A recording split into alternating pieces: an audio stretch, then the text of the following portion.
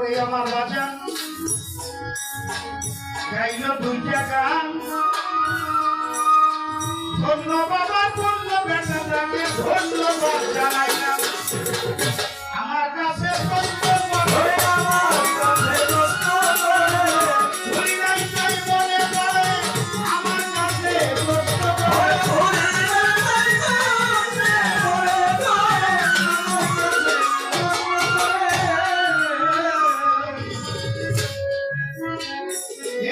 আমাদের মধ্যে এসেছেন মেহমান। কমিটির পক্ষ থেকে তাদেরকে জানাইবেন সম্মান, শিল্পীদের পক্ষ থেকে জানাই শুভেচ্ছা সালাম। জবাব দিতে গেলাম, একটু নীরবতা পালন করবেন পায়ে ধরিলাম। আপনারা চলাফেরা করে করলে গর্ব, ভয়ের পবিত্রের মাঝে এসে যাবে ভুল।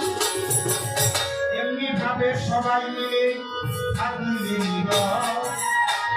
ভয় শিল্পীর মনের কথা বলা হবে।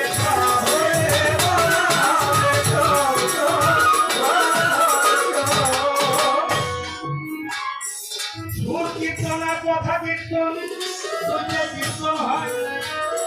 সুরে সুরে বললে কথা পূজা হবে। খুব সুন্দর খাইয়া দিয়ে আমি কথা কীর্তনে যাই। ভাবের কথা চূড়া দেখাই আমি